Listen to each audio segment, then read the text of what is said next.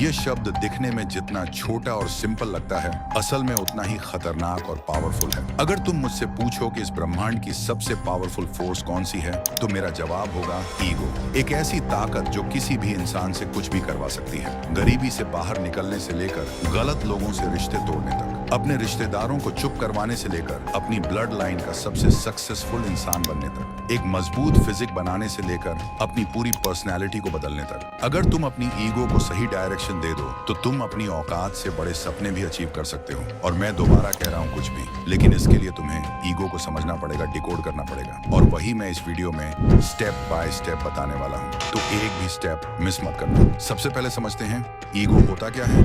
Ego का मतलब सिर्फ घमंड नहीं होता। ईगो असल में सेल्फ रिस्पेक्ट है। ये हर इंसान की लाइफ का हिस्सा है। ईगो तब एक्टिव होती है जब कोई तुम्हारी वैल्यू को इग्नोर करता है, कोई तुम्हारे प्यार का मजाक उड़ाता है, अपने ही घर वाले तुम्हें अंडर एस्टिमेट करते हैं, या कोई क्लोज फ्रेंड तुम्हारा ट्रस्ट तोड़ देता है। इसी वजह से दुनिया ने ईगो को एक नेगेटिव वर्ड बना दिया है। लेकिन सच्चाई ये है, नेगेटिव एनर्जी कई बार पॉजिटिव से ज्यादा पावरफुल होती है। एक इंसान स्ट्रेस में आकर अपनी जान तक दे सकता है, लेकिन अच्छे वक्त में छोटी सी चोट भी सहन नहीं होती। ठीक वैसे ही ईगो नेगेटिव एनर्जी है, लेकिन उसमें जबरदस्त ताकत छुपी है। तो सवाल ये है, जब नेगेटिव एनर्जी में इतनी पावर है, तो क्या हम उसी एनर्जी को अपनी सक्सेस के लिए यूज नहीं कर सकते? जवाब है हाँ, लेकिन उससे पहले तुम्हें ईगो का नेगेटिव और पॉजिटिव दोनों साइड समझना पड़ेगा। पहले नेगेटिव साइड।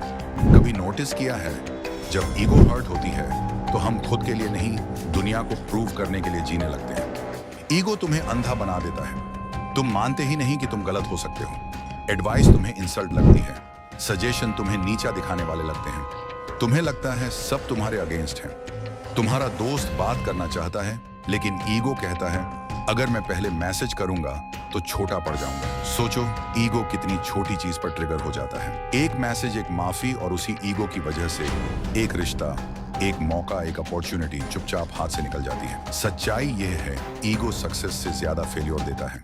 ईगो सीखने का हक छीन लेता है। तुम सोचते हो तुम्हें सब आता है, और वही सोच तुम्हारी ग्रोथ रोक देती है। ईगो तुम्हें ऐसी दुनिया में ले जाता है जहां सिर्फ तुम होते हो, बिना कनेक्शन, बिना रिश्तों के। और सबसे खतरनाक बात, तुम ईगो में जीत जाते हो, लेकिन जिंदगी में हार जाते हो। अब पॉजिटिव साइड।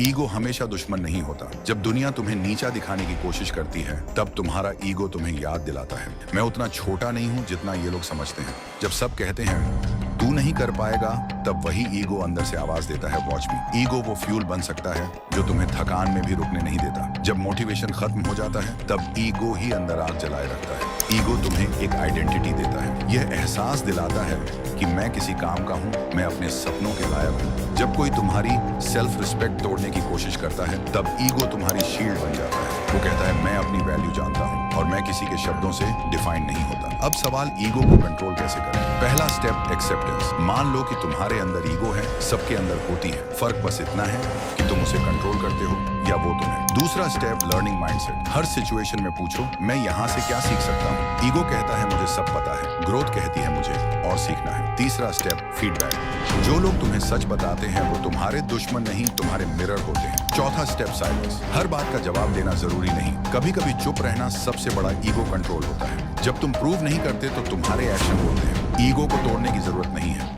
उसे सही डायरेक्शन देने की जरूरत है। अगर ईगो को गाइड करना सीख गए तो वही ईगो तुम्हारी सबसे बड़ी ताकत बन जाएगी। अब आखिरी सवाल, क्या तुम्हारा ईगो तुम्हें ऊपर उठा रहा है या नीचे खींच रहा है? आंख बंद करो, सोचो, और जब जवाब मिले वहीं से तुम्हारा असली कमबैक शुरू होगा। This is the power of ego, now it's in your hand.